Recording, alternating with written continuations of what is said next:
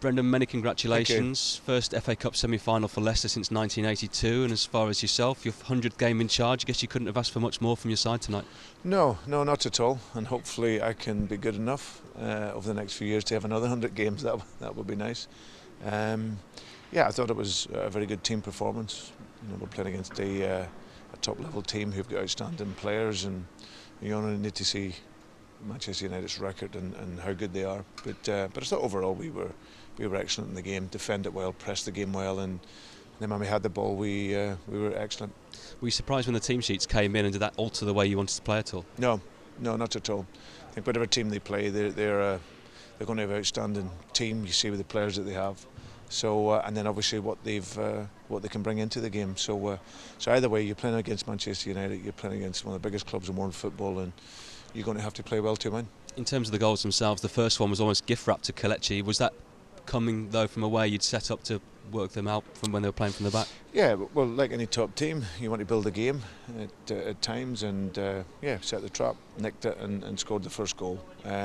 Second goal wasn't the goal that we conceded. We could have been better in. We spoke about that at half time, because I thought overall in the first half we were excellent, but didn't stop the cross. So we sorted that out at half time, and in second half showed all elements to winning a top game of what you need to do, and it was a big win for us. Is Kelechi Iheanacho playing his best football right now? I would think so.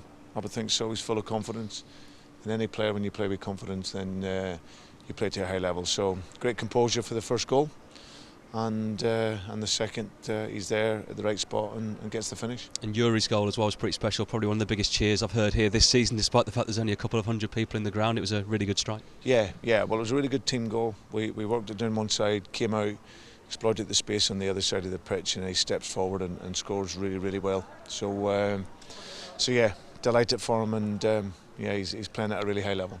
Did you know the draw was at half-time today, and did you take any notice of that? I didn't know the draw was at half-time, but I didn't know who we were playing, and it wasn't of any interest really until afterwards. So, but I think when you play a semi-final of a cup, it's always going to be a tough game. And Manchester United threw on the big guns who they dropped for the game. With an hour gone, I guess there wasn't any temptation from your side to kind of throw into any rash changes yourself and try and mix it up and just see how it panned out. And ultimately, Kasper's made one save from a free kick from Bruno Fernandes, but apart from that, hasn't really been massively troubled. No, and that was the strength in our defending.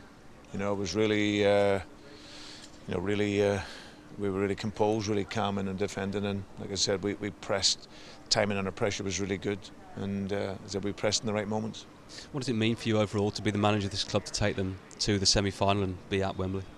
Well, I'd rather win it and talk about it then. I think it's another step for us. I said to the players before the game, you're 3 games from making history, and now we're down to 2. So numbers of games in between, a lot of hard work, but this is a great moment for us, and now as I said, we've got a semi-final to look forward to. And just finally, what kind of a group do you think you've got over the international break, and what work can be done in that time?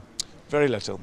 I think there'll be a lot of work to try and get the injured players up to speed with James and those boys. Obviously a lot of the international players away, and we'll have a young group that'll be there to stay back. So, and I'll give a chance for players to recover, but ultimately the main objective will be to get the players back safely, international duty, and 1 or 2 of the injured players hopefully fit and well to play their part in the last bit of the season.